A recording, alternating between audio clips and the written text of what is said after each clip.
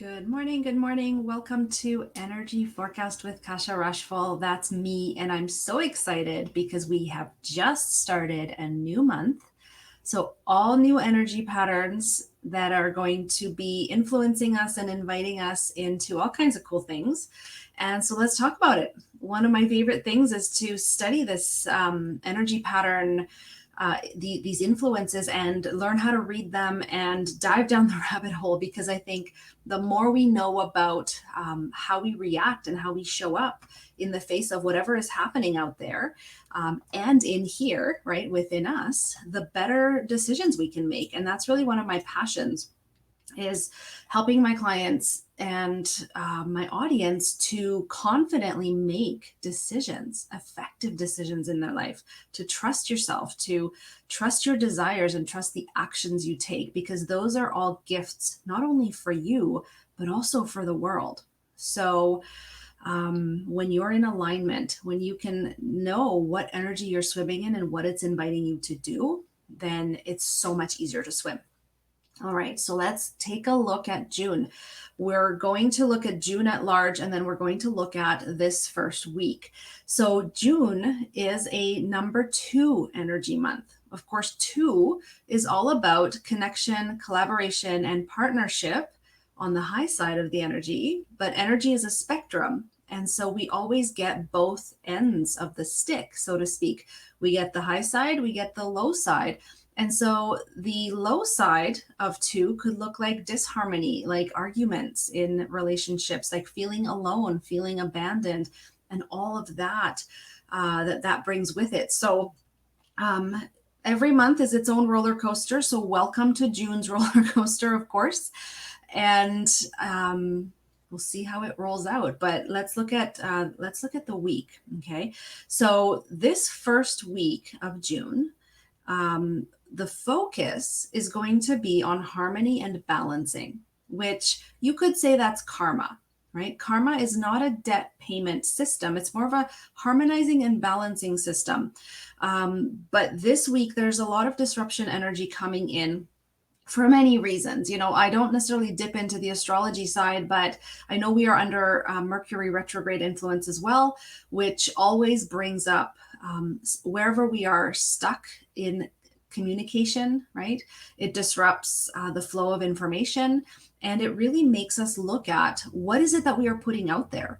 What is it that we are listening to? How are we communicating with ourselves? So when it comes to the 2 energy and that layer being added on, we're going to look at how we are communicating with others and with ourselves, and of course all the tentacles of that, and influences in every part of life, not just personal life, but work, even health and relationships, of course, right? So lots of disruption energy this week, but it's never to make our life miserable, even though sometimes it may feel like life is happening to us and there is an onslaught of so much, especially collectively in the world. There's just so much grief and so much strife, and that's unfortunately we wish it would go away, but it's like we are the ones that are transmuting it, that are working through it, that are healing it. Like, that's why we're all here, and that's hard. It's hard work.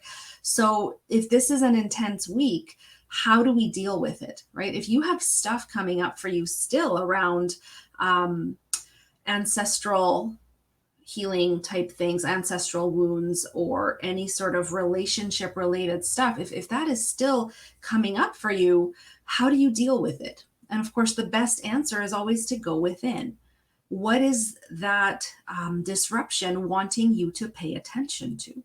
Right? Because we want harmony out there. We do. I'm the first to say, like, I would love a world that is inclusive and everyone has equal opportunity, and we can all be free and happy and do what we love and help others and serve. Yes, we want harmony out there. It starts within.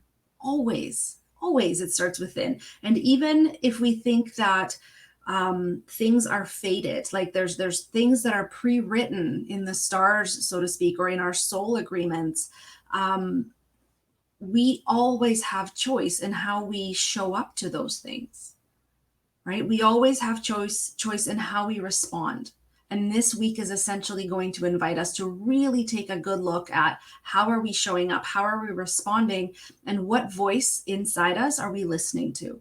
Are we listening to that voice of our conditioning, our past, right? Are we listening to old beliefs or outdated ways of thinking that perhaps didn't even come from us, right? Or are we listening to that inner wisdom of our soul, our Akashic records, right? Our guides, the angels, whatever you want to call that. Are you listening to that? Because that is going to be knocking loudly on your heart, on your mind this week. And so if you have awarenesses or insights coming through you or for you out of the blue, don't be surprised, because the energy is that's one of the patterns that we'll be swimming in this week, is this like thinning of that intuitive veil, where we will be able to have access to that wisdom more easily if we listen. It's always there, but the invitation is that we listen more closely. We listen with more, I guess, attention or intention.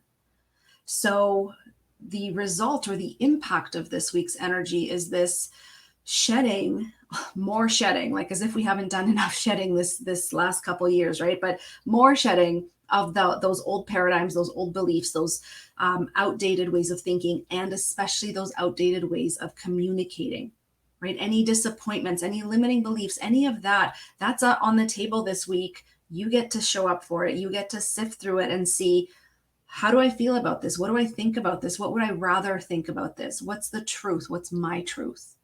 Right? That's the invitation of the week. So really powerful. When you tune in to that inner wisdom, it might sometimes catch you off guard, because especially if you're not used to listening to it, it's like, oh, wow, this is so out of the blue. But it's the true inner wisdom always aligns you with your highest truth and with your highest good, right? Even if things are falling down, disruption, right? Even if things are being disrupted, you will always be aligned to your highest good if you listen. And of course, listening takes practice. So beautiful week, always a beautiful week, always beautiful invitations, not always easy. So if you need support, please reach out. I will be happy to have a chat with you and see how we can walk through this. All right, everyone, have an amazing week, and I will see you next time.